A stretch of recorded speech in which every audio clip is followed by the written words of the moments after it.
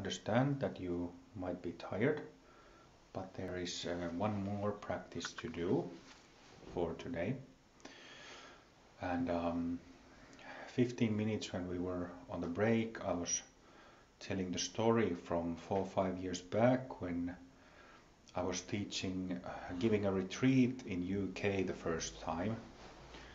And on that winter retreat, we had spent 4 days practicing, I had been teaching everything from Vipassana to Tantra to, we had Guru Yoga sessions and Rainbow Body Yoga practice.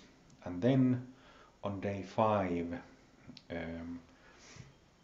I remember that afternoon session when I felt very strong and clear presence of bunch of Mahasiddhas from the Hindu tradition.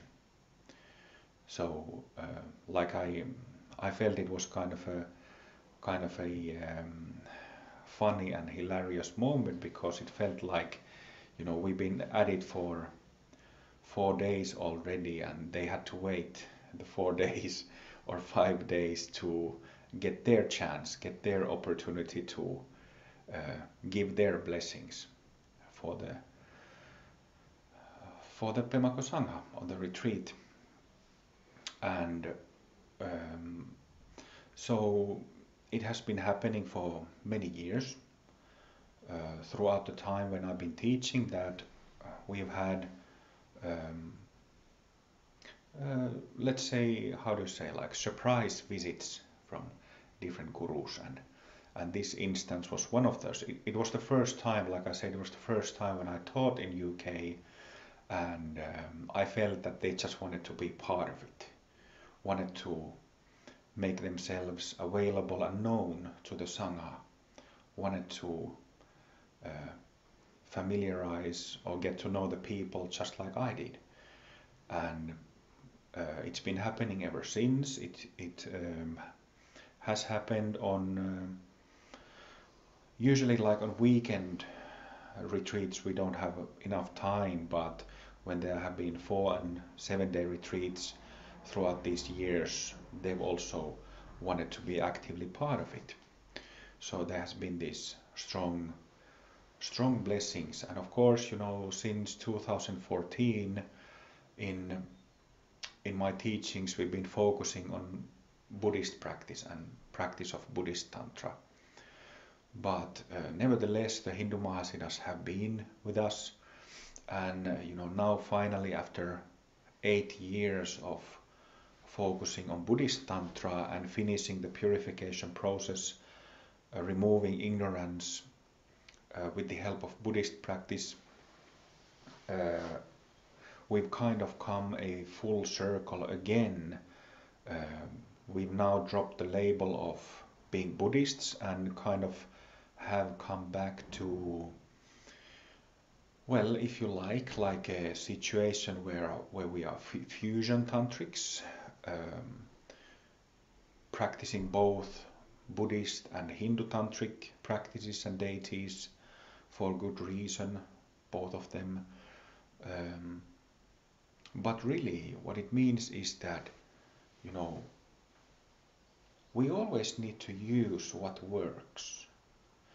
And like I've written in a couple of blog posts and Facebook posts recently, usually when something is defined, for example, Buddha Dharma or Buddhist Tantra or the energetic field of Buddhist deities is defined and set up, fixed, it leaves something out. And it's the same thing in Hindu Tantra actually. Same thing there. When something is set up in a certain way, it leaves things out. So this is the reason why in Pemako we, I finished my purification last year in March.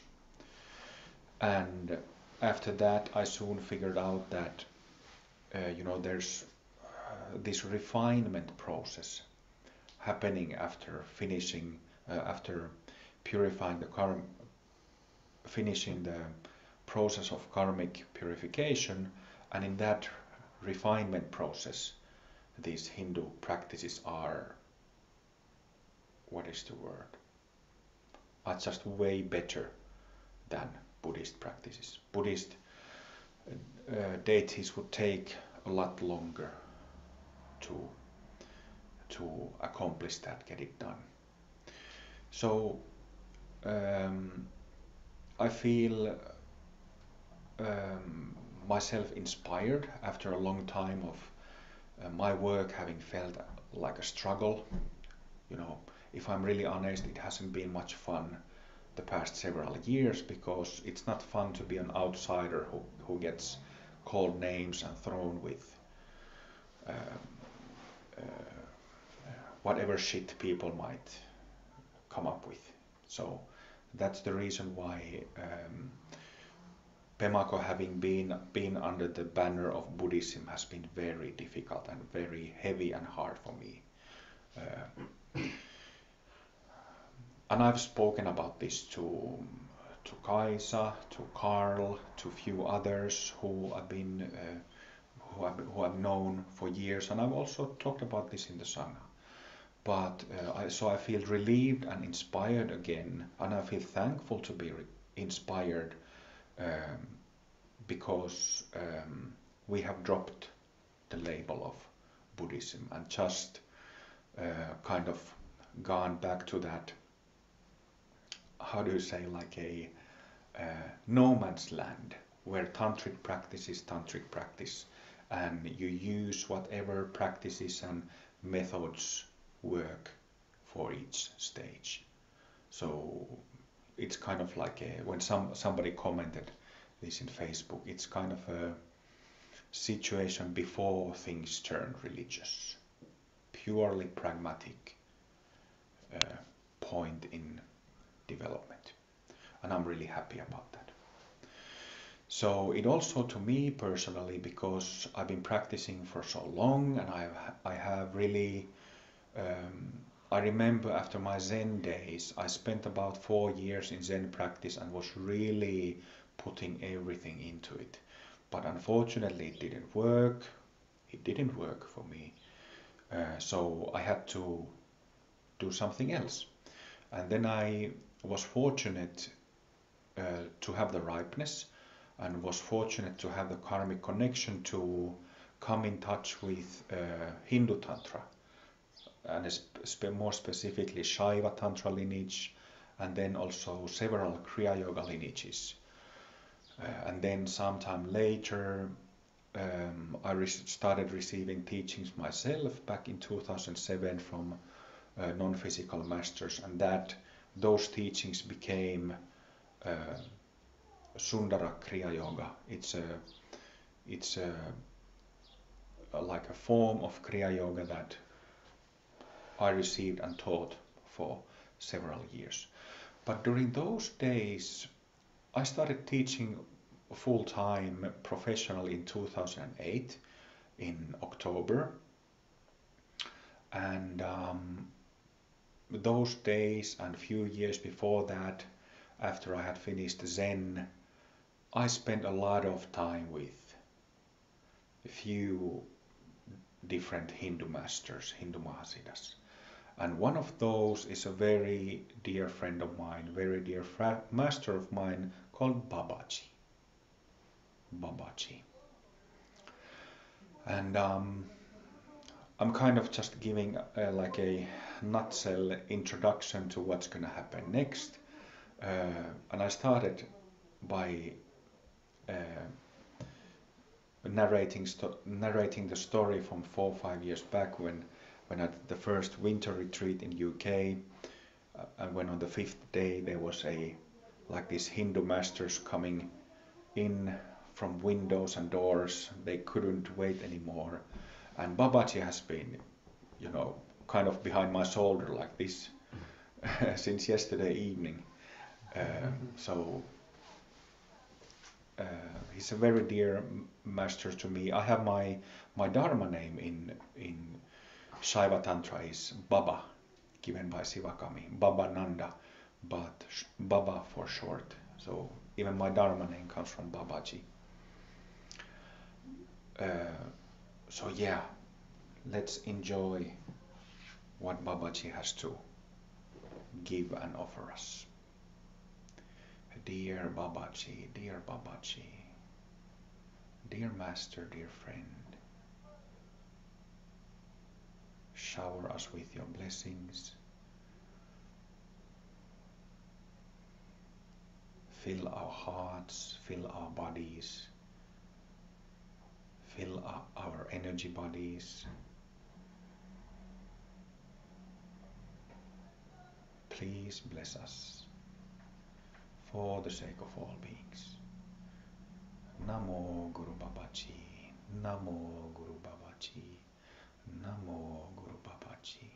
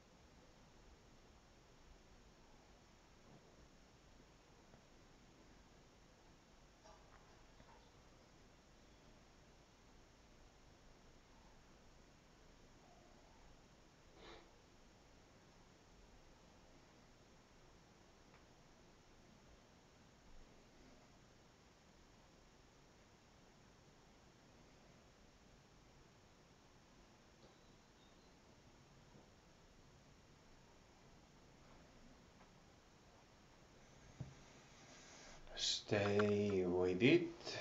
Lie down. Sit down. Close your eyes. Relax.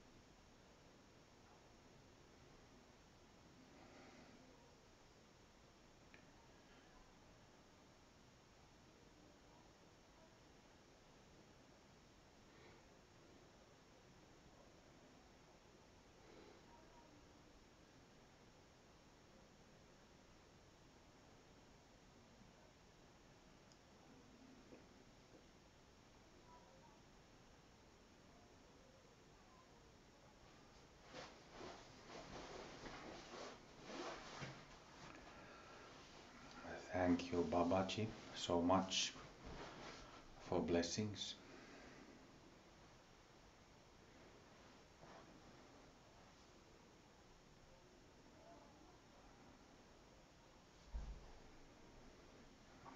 Yesterday we chanted Lokaha mantra. Lokaha samastaha sukhino bhavantu. Let's chant 3 times together. Inhale. Lokaha samastaha sukhino bhavantu. Lokaha samastaha sukhino bhavantu. Lokaha samastaha sukhino bhavantu.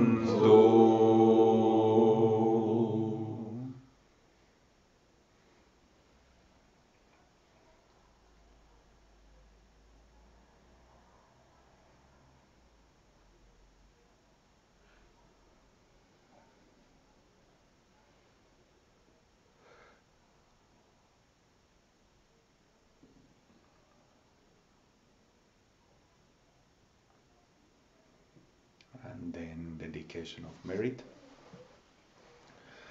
May all beings receive my accumulated merit.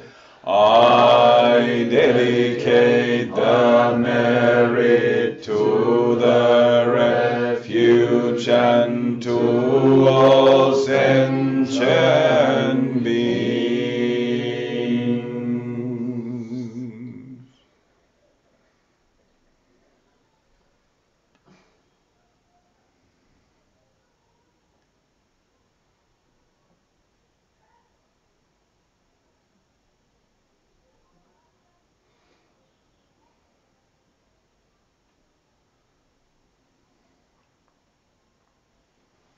Palm to palm.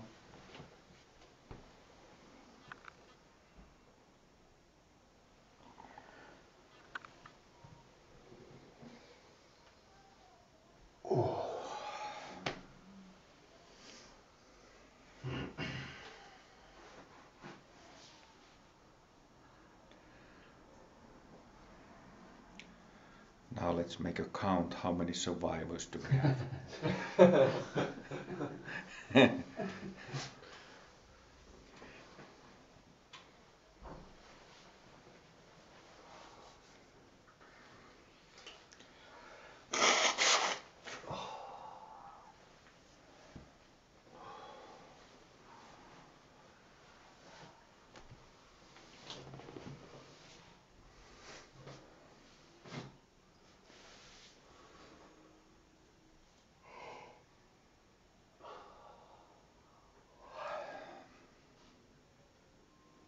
I don't think that many. Looking at you.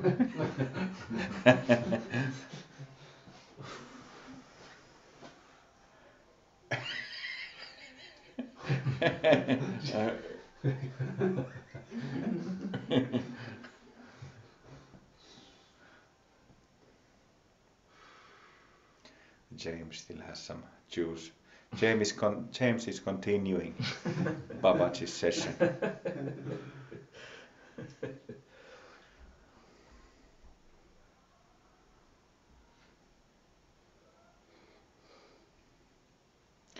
We had a lovely day today of practice. Didn't practice rainbow body yoga, as you know, but we worked on, what did we start with? Yeah, I gave that longish talk in the beginning, and then we went from beings of 6 realms to Mahasiddha family. That was lovely. Thank you, masters. And then what did we do that after that? Then we chanted. Then we had a break, and after break, did we go to Babaji immediately? We sat for a moment, but pretty much. So nice. These longer than weekend retreats are nice in this sense because there's more time to do different things. And of course, again, this is a city retreat, so we only have like 2 times 2 hours or so for practice, only 2 long sessions. But on residential retreat we would have opportunities even more, though maybe we wouldn't have. Well, there's something interesting that always happens with residentials is that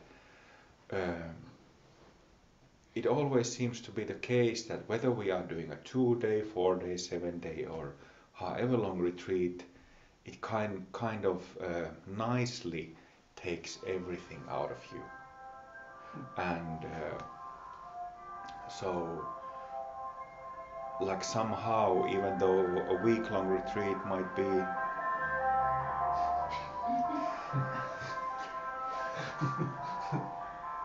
week-long retreat might be 4 sessions a day, meaning 8-9 hours of practice a day. Still, you have energy and you have,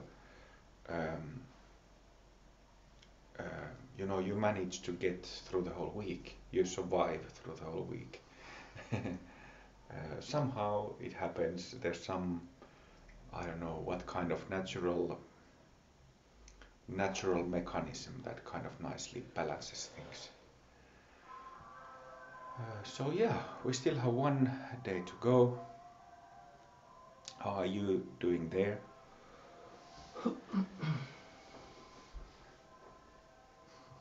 Mm-hmm.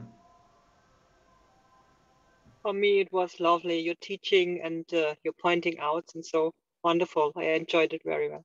Mm-hmm. Thank you. Mm-hmm. Mm-hmm. I enjoyed it as well, and I really enjoyed the Babaji session. It was a nice breath of fresh air. And also, Rinpoche, I had a question. I don't know, do we still have time to do the Bhumi ladder exercises for this retreat? Oh, let's see. Hopefully. I haven't forgotten it. I was thinking about it earlier today. But let's see if we do it tomorrow. Yeah.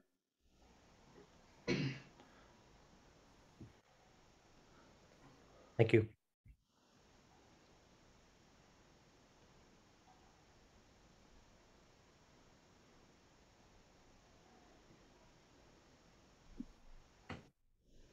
Yeah, interesting changes. I had strong shoulder pain in the morning, then it disappeared. And the last session was like, I don't even want to lay down. I felt so energized, I still was like moving. So just it's like, damn, I should lay down, but I'm like fully energized. No need to lay down to do anything. So a lot of energy is moving, and yeah, happy for tomorrow.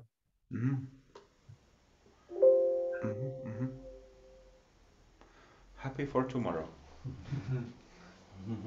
Thank you. See you tomorrow. Thank you for today. Bye. Bye.